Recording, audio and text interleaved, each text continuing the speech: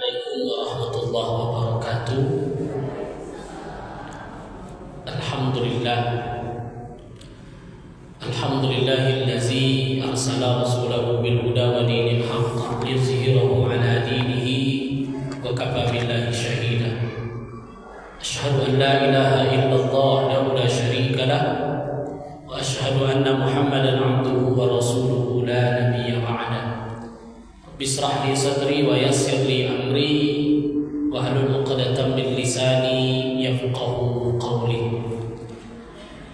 Yang saya muliakan para pengurus Majelis Taklim Masjid Asy-Syakirin beserta jajarannya, ibunda semua yang hadir pada wirid sore ini, mudah-mudahan kita semua dilindungi oleh Allah Subhanahu wa taala. Maka untuk itu selalu kita bersyukur kepada Allah. La in syakartum la azidannakum wa la in kafartum inna azabi lasyadid. Kalau seandainya engkau bersyukur, kata Allah, la azidannakum, Allah akan tambah nikmat tadi. Jadi kalau ibu mau bertambah nikmat dari Allah, kuncinya cuma satu, bersyukur. Apa kuncinya, Bu? Bersyukur. La azidannakum, kata Allah. Allah jamin. Kalau kalian bersyukur, kata Allah, la azidannakum, nikmat itu akan aku tambah. Selama ini saya bersyukur tak bertambah-tambah juga. Ada yang seperti itu kan? Atau cara bersyukurnya kurang atau tidak sesuai. Karena bersyukur itu tidak hanya mengucapkan alhamdulillah. Oh, saya sudah bersyukur Ustaz, alhamdulillah. Udah, tidak itu saja. Karena definisi syukur itu sendiri adalah menggunakan nikmat yang Allah berikan untuk mendekatkan diri kepada Allah. Itu syukur tuh, Bu. Bukan hanya kalimat oh alhamdulillah ya Allah. Itu lafaz. Ya, karena syukur itu dalam bentuk perbuatan. Bukan hanya berbentuk kata-kata. Contoh, Allah beri ibu mulut. Kan semua kita punya mulut nih, Bu, ya. Semua kita punya lidah. Semua kita bisa berkata-kata. Pertanyaannya hari ini, lidah yang Allah berikan digunakan untuk apa? Kalau orang bersyukur guna lidah itu untuk apa? Untuk berkata yang baik. Ini alhamdulillahnya koncang, alhamdulillahnya sering diucapkan, tapi menggosipkan orang juga rajin. Itu bukan bersyukur itu. Itu namanya kita kufur nikmat. Ya, la in kafartum inna azabi lasyadid, kata Allah. Kalau seandainya kalian itu kufur, apa contoh kufur tadi? Diberi lidah digunakan untuk menggosip. Itu namanya kufur. Nikmat yang Allah berikan salah guna. Tidak kita gunakan untuk mendekatkan diri kepada Allah. Padahal fungsi lidah tadi Allah kaitkan dengan iman. Jadi tanda orang beriman itu berkait dengan lidahnya. Oh, Ustaz, kok ada hadisnya. Man kana yu'minu billah wal yawmil akhir falyakul khairan aw liyasmut. Siapa yang beriman kepada Allah, beriman pada hari akhirat, falyakul khairan, dia akan berkata yang baik. Jadi apa tanda orang beriman, Bu? Ngomongnya yang baik. Tapi kalau tiap hari menceloteh, Hah? Apa bahasa apanya tuh? Kalau bahasa meracau. Hah? Merepet. Hafal ini merepet. Tiap hari suami ibu berapa kali kena repet sehari ibu? Hah? Yang punya suami berapa kali ibu repetkan sehari semalam? Kok Ustaz nanya? Sebab saya juga merasakan begitu.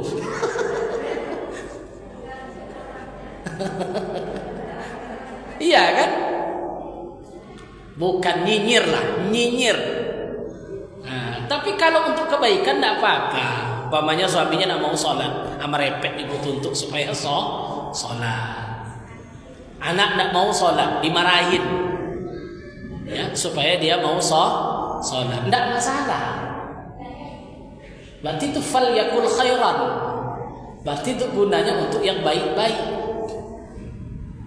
Kalau tidak bisa, kata Nabi, mulut ini kalau nggak bisa ngomong yang baik-baik, aulia semua.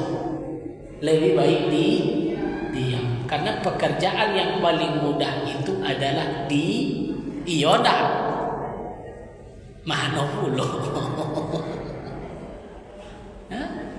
Dikaitkan oleh Allah antara berkata yang baik, berkata yang sopan dengan masalah keimanan. Apa maknanya di sini? Kalau tutur katanya baik, mulutnya terjaga, sopan santunnya bagus, berarti itu ciri orang beriman kepada Allah. Tapi kalau mulutnya tidak terjaga, 100 kali pun ibu mengatakan alhamdulillah ya Allah, alhamdulillah, itu bukan bersyukur. Berarti kita masih kufur nikmat. Allah berikan nikmat lidah, Allah berikan nikmat mulut, tapi tidak kita gunakan untuk mendekatkan diri kepada Allah. Di sini berarti kita termasuk kufur. Kalau kufur kata Allah apa? Inna azabi lasyadid. Ingat azabku sangat pedih. Makanya ketika Nabi di Isra Mi'rajkan, pernah beliau itu duduk paginya sambil menangis. Datang Fatimah, ya Rasulullah, kenapa engkau menangis? Kenapa air matamu sampai keluar? Maka Rasul berkata, hai anakku Fatimah, ketika saya di Isra Mi'rajkan oleh Allah, saya diperlihatkan neraka. Saya melihat neraka. Ternyata di neraka itu lebih banyak perempuan atau laki-laki? Kok ngaku ibu?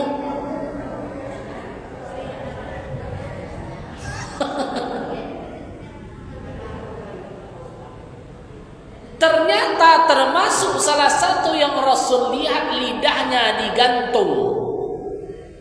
Lidahnya dipotong-potong. Lidahnya mencari makan kepada orang lain. Maka Fatimah berkata, siapa mereka itu ya Rasulullah? Orang yang tidak bisa menjaga lisannya dari menyebut aib orang lain. Sehingga diabadikan dalam ayat Al-Quran, ya ayyuhallazina amanu jtanibu katsiran minaz zanni inna ba'daz zanni ismun wa la tajassasu wa la yaghtab ba'dukum ba'dha ayuhibbu an ya'kula al-lahma akhihi mayyitan fakarihtumu. Al-Quran itu yang mengatakan, digambarkan oleh Allah dalam Al-Quran, hai orang-orang beriman, kata Allah, bukan ibu-ibu saja, bapak-bapak juga kena. Ijtanibu katsiran minaz zanni, jauhilah sifat prasang, jauhilah sifat curi. Paham bu?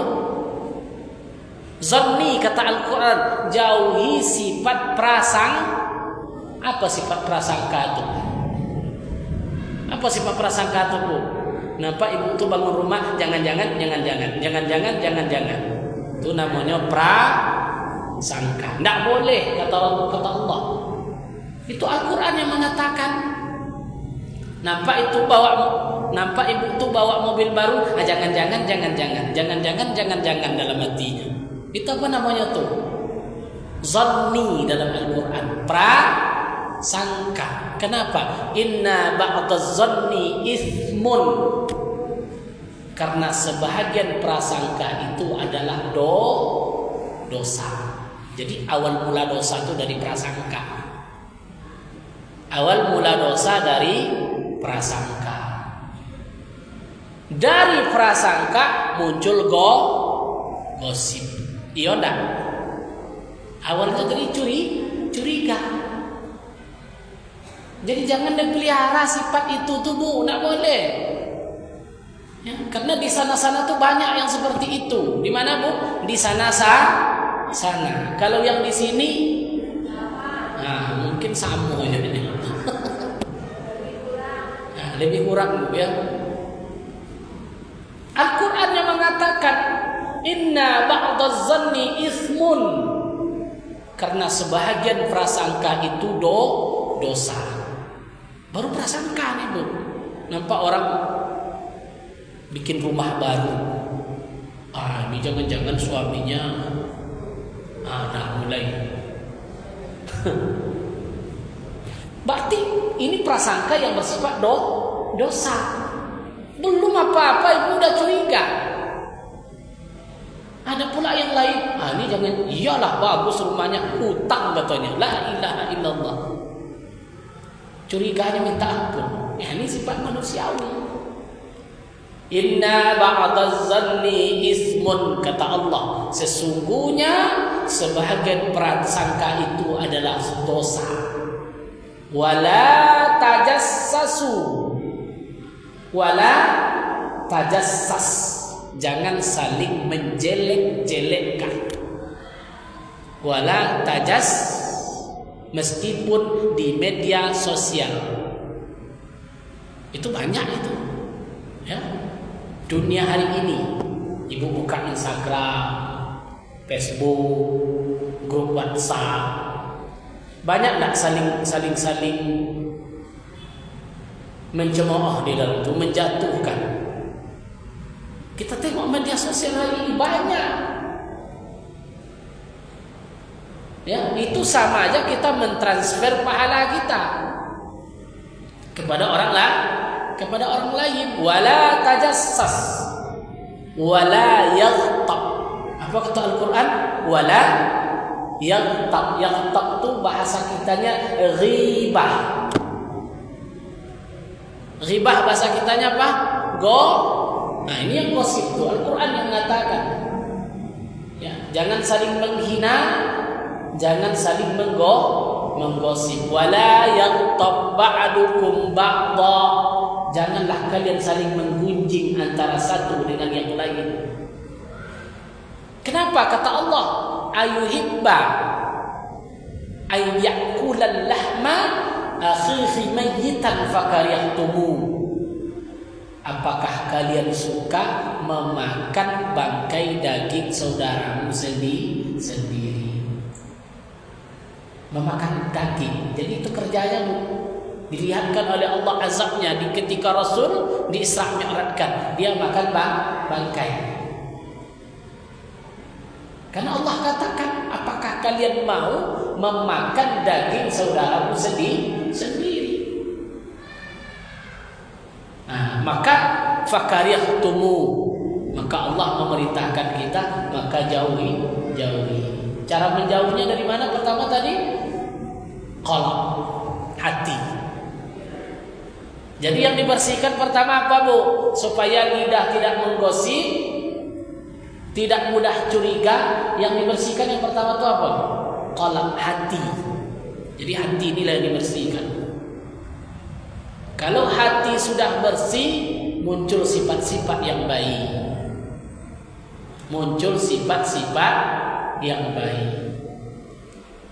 Berapa sifat yang muncul?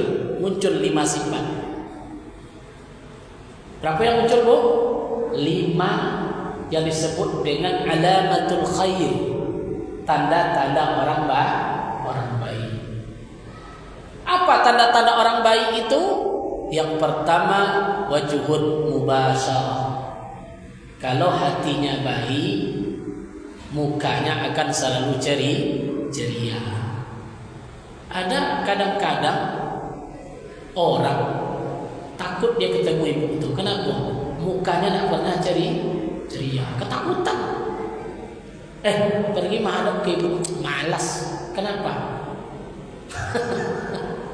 Tidak ada sedikit pun wajah yang ceria. Wajhun mubasyarah, wajah yang ceria, wajah yang disenangi oleh orang lain. Wajhun mubasyarah itu maksudnya bukan cantik. Banyak orang cantik tapi kita takut sama dia. Iya, Bu. Ada enggak yang seperti itu? Dia cantik, putih, tapi orang takut ketemu dia. Jadi wajhun mubasyarah itu apa istilahnya? Wajah yang teduh. Menengokkan wajah yang disenangi oleh orang lain. Makanya ada pepatah orang kita dulu, meskipun di dalam hati itu harimau, tetap yang keluar itu apa? Tetap kambing yang keluar. Jangan pernah menengokkan sikap benci kita kepada orang lain, meskipun kita benci. Tapi tetap, apa bahasa kitanya? Tetap legowo. Tetap menjalin silaturahim. Tetap memperlihatkan wajah yang ceria. Itulah hasil hati yang baik tadi. Kalau hati kita baik, pasti wajah kita baik. Itu saja. Tapi kalau hati kita rusak, tidak mau orang mendekat. Ya, karena semua orang kita salahkan. Tidak ada yang baik. Tak ada yang baik satupun. Oke, yang pertama tadi muncul wajhun mubasyarah, wajah yang menyenangkan. Yang kedua, apa yang kedua? Qalbun rahmah. Qalb artinya apa? Hati. Rahmah, apa arti rahmah, Bu? Bu? Ada nama Ibu Rahmah di sini? Ada Ibu Rahmah. Apa arti rahmah itu? Bismillahirrahmanirrahim. Apa arti rahman? Penyayang. Rahman itu kalau dibuat muannasnya rahmah. Jabal rahmah, bukit kasih sayang. Bertemunya Adam dengan Hawa. Jadi apa makna rahmah tadi? Sayang. Orang yang bagus hatinya akan tumbuh rasa sayang. Akan muncul rasa sayang. Tidak benci kepada orang lain. Muncul sifat-sifat mahmudah, sifat-sifat yang baik. Apa contoh sifat yang baik? Tidak mudah tersinggung, tidak mudah curiga. Hilang sifat sombongnya, dia tidak sombong. Karena kadang-kadang orang dalam berinteraksi, bergaul, itu menengok status orang. Padahal Rasulullah tidak pernah seperti itu. Bagaimana sifat Rasulullah? Yuhibbul fuqara wal masakin wa yajlisu ma'ahum wa yushayyi'u mardahum. Rasul itu sayang kepada semua orang karena dia punya hati yang penuh kasih sayang. Yuhibbul fuqara, dia sangat cinta kepada orang fakir. Wal masakin, dia sangat cinta kepada orang miskin. Wa yajlisu ma'ahum, bahkan Rasulullah paling suka duduk dengan orang-orang miskin. Ini sifat qalbun rahmah. Interaksi sosial kita ibu semua. Yang undang nanti orang kaya datang, yang undang orang miskin banyak alasan, berarti belum qalbun rahmahnya tidak ada. Kalau undangannya mahal, copeknya datang. Kalau undangannya hanya harga 500, mikir-mikir dia datang atau tidak. Paham ibu? Tidak boleh seperti itu. Sementara hak muslim dengan hak muslim lain itu apa? Wajib memenuhi undangan. Kecuali ada uzur. Ya, atau ada halangan. Tidak boleh kita membeda-bedakan undangan. Tapi kenyataan yang kita lihat hari ini, itulah dunia. Yang kaya mati, banyak tak yang menyolatkan? Banyak. Yang miskin mati, berkurang orang menyolatkan. Jangan kita masuk dalam posisi itu. Jangan kita masuk dalam posisi seperti itu, menengok-nengok orang. Tidak boleh. Karena Rasulullah tidak pernah seperti itu. Wa yusayyi'u janaizahum. Bahkan Rasulullah sendiri pernah mengurus jenazahnya orang miskin. Wa ya'udu mardahum. Bahkan Rasulullah sendiri menjenguk yang sakit itu orang miskin. Kok kalau ada orang kaya sakit? Kalau ada orang kaya sakit, ramai grup untuk menjenguk. Kalau ada orang miskin sakit,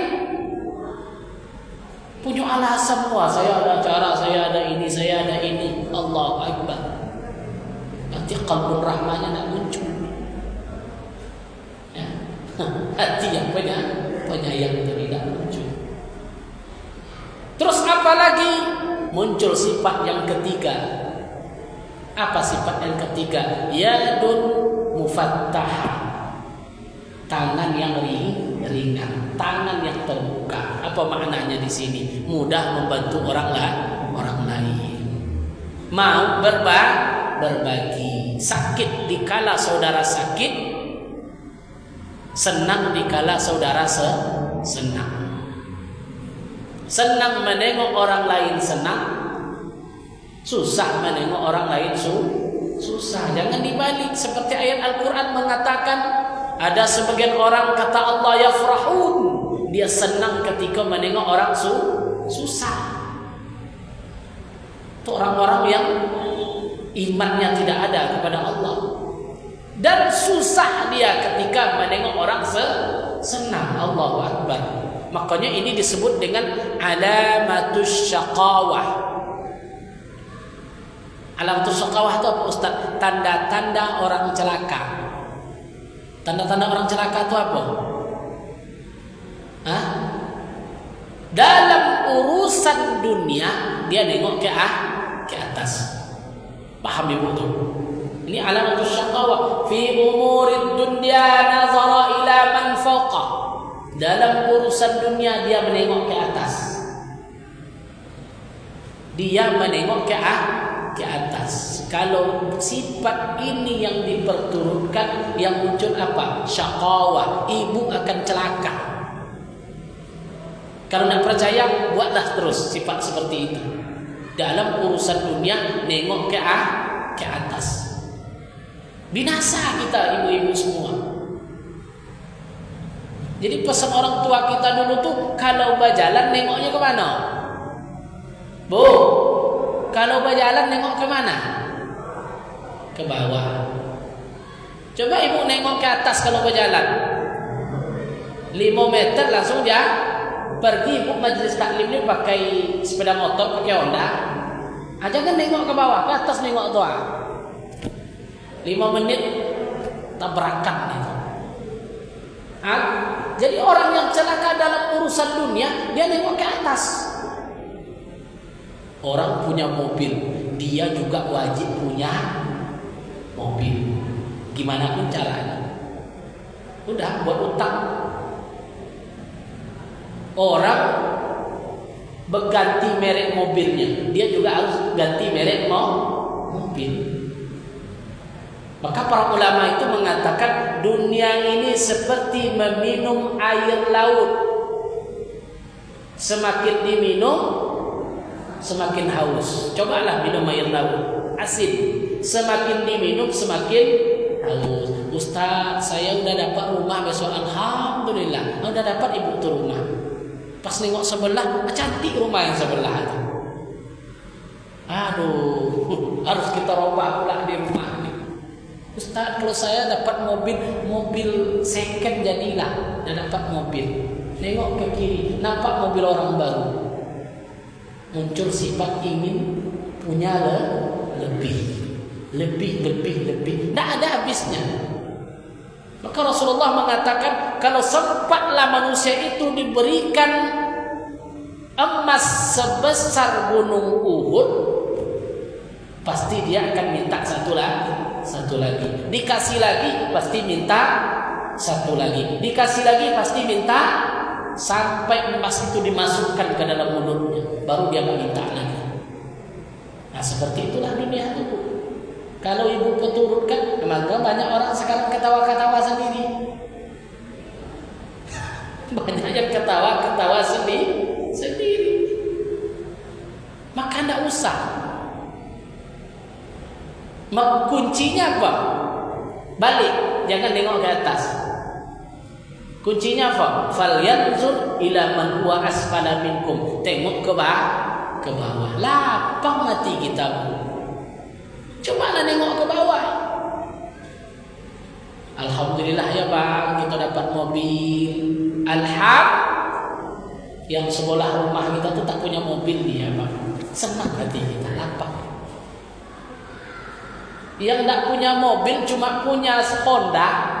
Mobilnya tak ada ibu, cuma bawa Honda aja ke sana ke sini. Alhamdulillah bang, kita ada Honda, ada kendaraan roda 2. Tengok abang sebelah tetangga, tak ada dia punya Honda. Dia hanya punya sepeda, tak bermesin. Yang punya sepeda itu pula katanya, alhamdulillah bang, kita punya sepeda. Yang sebelah tak punya sepeda dia. Dia cuma jalan ke mana-mana, jalan kaki. Yang jalan kaki ke sana ke sini tu apa katanya? Alhamdulillah bang, kita masih bisa jalan kaki. Itu baru yang kemarin tetangga sebelah udah nggak bisa jalan, kena penyakit lumpuh, stroke, nggak bisa jalan. Yang nggak bisa jalan tadi apa katanya? Alhamdulillah ya Allah, saya masih zikir kepada Engkau. Yang sebelah kemarin itu baru innalillah wa inna ilaihi raji'un. Yang innalillah sudah nggak ngomong dia lagi. Selagi Allah beri kita nikmat, syukurilah dengan perbuatan baik yang kita lakukan. Jangan kufur. Jangan menengok ke atas. Kalau nengok ke atas, itulah saya gambarkan. Punya kita mobil, kalah saing sama yang sebelah. Ini mobilnya Avanza, yang sebelah mobilnya apa ibu merek-merek mobilnya? Yang ini mobilnya Avanza, yang sebelah merek mobilnya Pajero. Akhirnya apa yang terjadi? Yang punya Avanza ini langsung oyok. Pas Pajero lewat tuh dia langsung tumbang, masuk rumah sakit. Rumah sakit karena dia sudah seminggu dirawat di rumah sakit. Sepakatlah ibu-ibu itu menyenguk dia ke rumah sakit. Nanya pula ibu yang di rumah sakit itu kan, udah sehat bu? Belum, masih sakit kepala ini. Bu tahu nggak bu, yang punya Pajero sekarang, dia sekarang bikin rumah baru, langsung dia innalillah. Langsung innalillah wa inna ilaihi. Paham ibu, jangan pernah nengok ke atas. Prinsipnya apa? Jika berjalan nengok ke bawah. Ini hadis Rasulullah.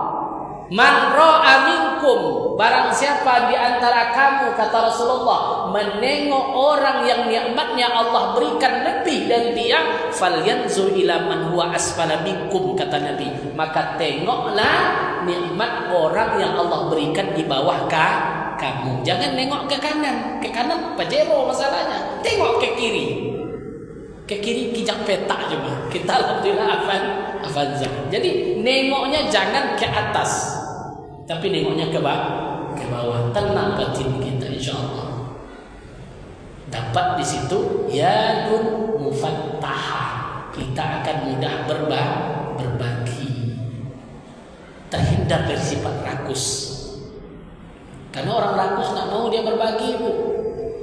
Salasun munjiyat. Ada 3 yang membuat seseorang itu binasa, kata Allah. Salah satunya syekhun muta. Apa syekhun muta, Ustaz? Kikir yang diperturutkan. Paham Ibu? Kikir yang nggak korban Ibu tahun ini, Ibu. Nggak bisa korban tahun ini. Biaya anak sekolah banyak. Nah, belum ini lagi. Padahal duitnya berjibun di rekening. Ditunda. Setan masuk. Ibu nak berinfak, Bu, besok-besok aja kalau lapang. Kalau itu bahasa kita tak akan pernah kita lapang. Karena bahasanya masih butuh banyak. Mungkin agak-agaknya Al-Quran mengatakan demikian. Allazina yunfiqu fis sarra wad darra. Kan orang-orang masuk surga itu kata Allah, wasari'u ila maghfiratin min rabbikum, carilah ampunan Tuhanmu, kata Allah.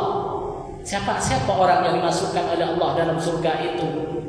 Allazina yunfiqu fis syarra wad darra, orang yang berbagi, mensedekahkan hartanya baik ketika lapang maupun ketika sempit. Lapang banyak keluar, sempit tetap keluar meskipun sedikit, bukan di stop. Dia pun tak mau berinfak. Waduh, banyak pengeluaran. Padahal beli makan tiap weekend ke SKA dia makan gitu. Katanya lagi sempit. Itu kalau mau masuk surga itu. Yunfiqu fis syarra wad darra, baik ketika sempit maupun ketika lapang. Terus wal kaziminal ghais. Apa wal kaziminal ghais tadi? Menahan merepet. Menahan amarah. Kan merepet juga tuh, Bu, ya. Bisa Ibu tahan. Kalau Ibu tahan, ini ahli surga. Jangan cepat ngambil kesimpulan. Ini belum apa-apa lah merepet. Belum apa-apa, udah begini. Wal kaziminal ghais, kata Al-Quran, wal kaziminal ghais, tahan. Karena manusiawi kita ini kadang-kadang tak bisa menahan. Wal afi 'anil nas, kalau sudah bisa menahan, wal afina 'anil nas, dia akan menjadi pemaaf. Bu, lebih susah minta maaf atau memberi maaf? Ayo, susah memaafkan atau meminta maaf? Susah memberi maaf, ya. Makanya itu masalahnya. Susah kita menahan amarah itu karena apa? Karena susah melapangkan untuk memberi maaf. Sehingga muncul slogan wanita itu tidak pernah ibu-ibu itu tidak pernah salah. Iya, Bu. Ibu-ibu tidak pernah salah. Jadi kuncinya apa tadi? Wal kaziminal ghais, tahan amarah. Tak boleh cepat-cepat kita meledak. Untuk apa? Wal afin, supaya muncul sifat pemaaf. Terus yang keempat, wa iza, apabila dia bersalah. Karena semua kita ini pasti bersalah. Fastaghfirullah, dia cepat-cepat minta ampun kepada Allah. Muncul emosi, istighfar. Muncul masalah, yang diucapkan apa? Astaghfirullah. Muncul sesuatu, astagfirullah. Ada WA suami yang mencurigakan, astagfirullah. Tenang dulu. Jangan cepat-cepat ngambil kesimpulan. Rupanya orang konsultasi. Bisa saja. Rekan kerja dan segala macam. Jangan cepat-cepat mengambil kesimpulan. Tahan dulu. Munculkan sifat pemaaf. Kalau kita salah, cepat minta ampun kepada Allah. Susah atau tidak, Bu? Susah ya? Bantuan saudara. Pelan-pelan, insyaallah bisa. Pelan-pelan insyaallah bisa. Demikian kajian kita pada sore yang berbahagia ini. Karena habis maghrib saya ada jadwal lagi, ya. Jauh lumayan. Ya, ada pengajian lagi. Ada yang bertanya silakan. Nggak ada. Bantu udah paham. Ayo silakan, Bu. Kurang jelas.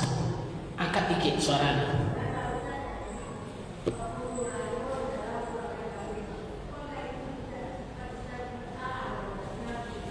Nah, kalau harimau keluarkan kambing, itu kan kata-kata orang tua dulu, Bu.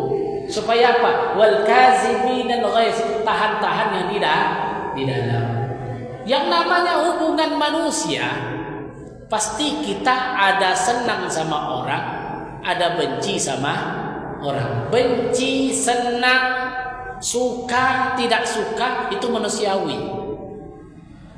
Makanya Umar bin Khattab mengatakan, andai Allah bukalah, katanya, isi hati seseorang.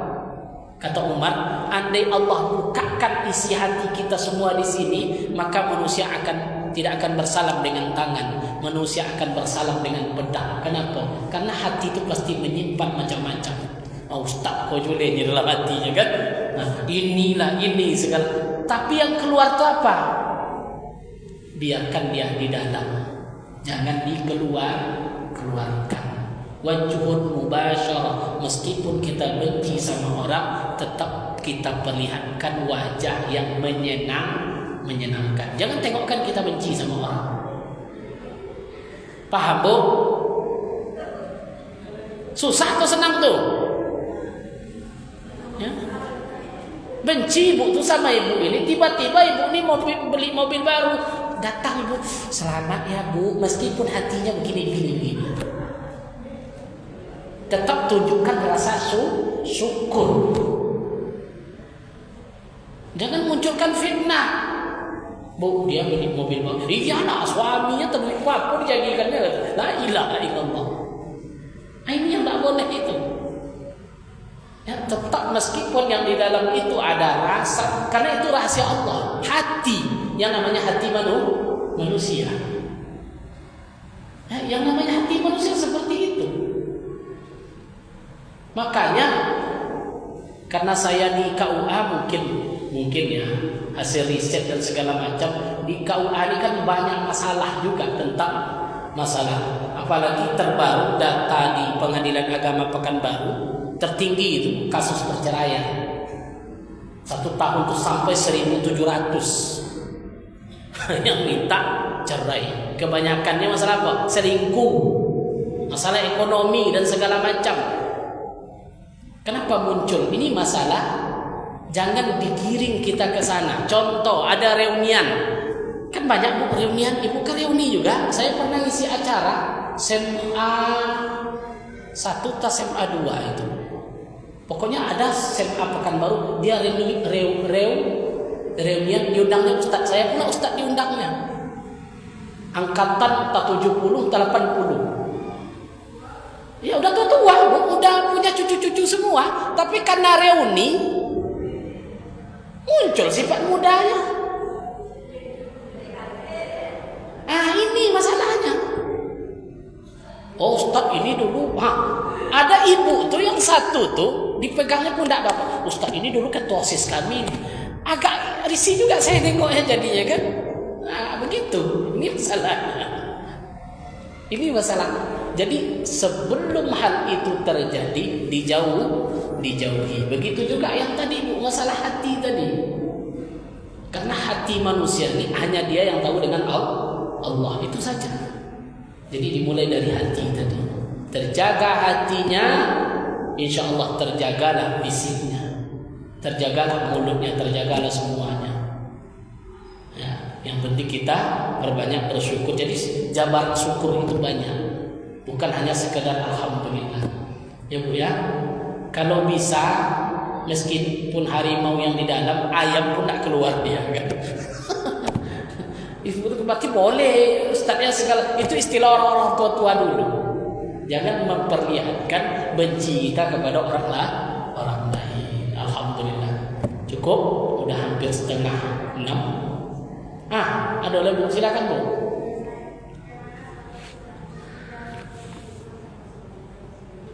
Apa Bu?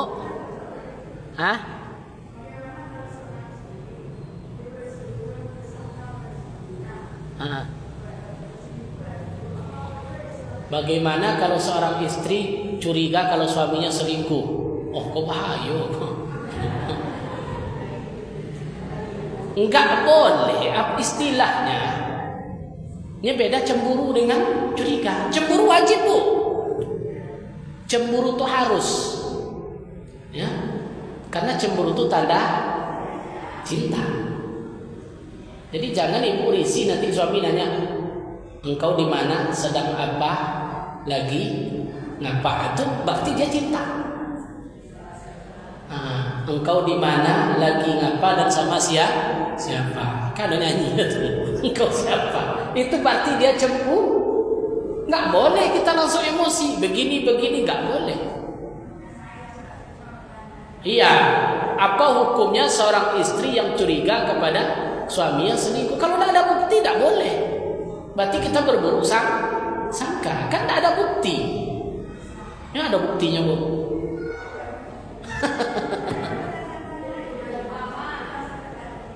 Curiga boleh, cemburu boleh, tapi jangan curiga. Makanya dibangun komunikasi yang baik. Maka kuncinya Bu, dalam rumah tangga tuh jangan ada handphone itu yang pakai kunci. Atau boleh pakai kunci, tapi istri tahu kunci. Handphone saya pakai kunci. Kenapa? Karena di dalam ada banking, ada ini segala macam. Tapi istri saya tahu. Pas dia mau buka aja, tahu kan. Ini ada pula yang handphonenya dikunci, istrinya tidak tahu. Kalau memang itu salah, makanya ada keterbukaan di sini. Kuncinya ada keterbukaan. Ada handphone suami ibu yang dikunci, tahu ibu kuncinya, tidak ada masalah, tidak usah curiga lagi itu. Tapi kalau dia tidak mau ngasih kuncinya, handphonenya sudah mulai ke kamar mandi, bawa juga. Pokoknya bisa terletak kan? Boleh dipertanyakan, tanyakan aja. Intinya apa? Komunikasi itu harus terbuka.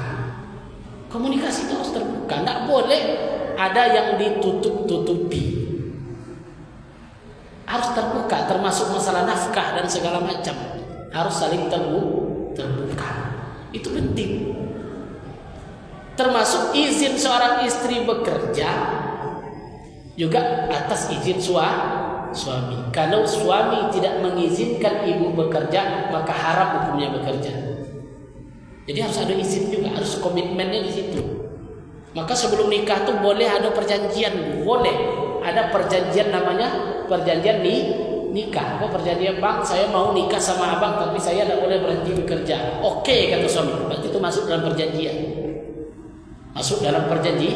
Perjanjian. Jadi ketika nikah terjadi dia melarang, ini ada janji. Tidak boleh dia langgar karena ada perjanjian nikah.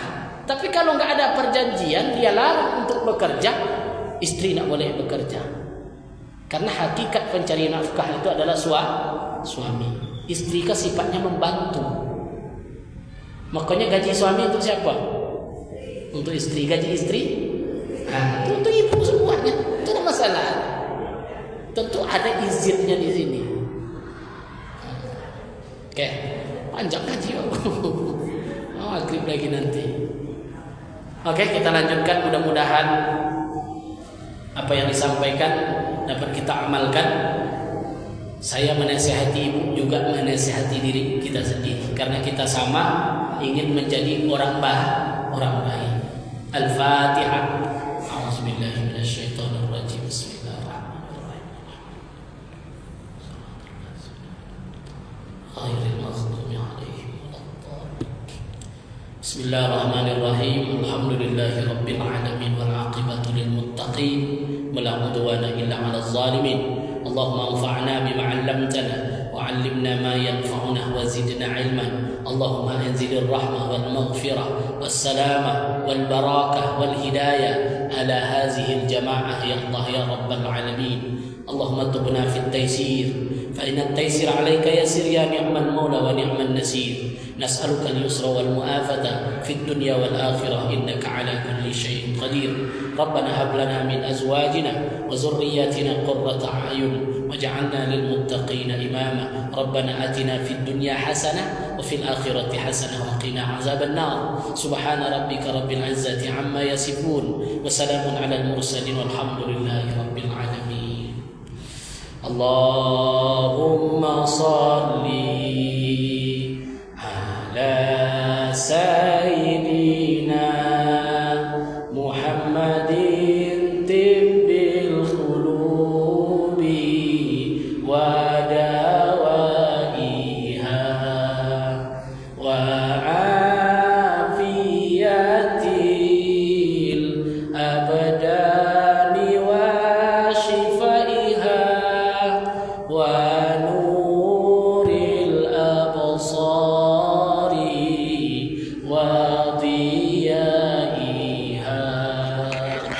wa ala alihi wa sahbihi wa sallim. Allahumma salli ala sayyidina Muhammadin tibbil qulubi wa dawaiha wa afiyatil abdani wa shifaiha wa nuril absari wa diyaiha wa ala alihi wa sahbihi wa sallim. Allahumma salli ala sayyidina Muhammadin tibbil qulubi wa dawaiha wa afiyatil abdani wa shifaiha wa nuril absari wa diyaiha wa ala alihi wa sahbihi wa sallim. Demikian ibunda semua, mohon maaf dalam penyampaian jika terdapat khilafan. Subhanakallah wa bihamdika asyhadu an la ilaha illa anta astaghfiruka wa atubu ilaik. Assalamualaikum warahmatullahi wabarakatuh.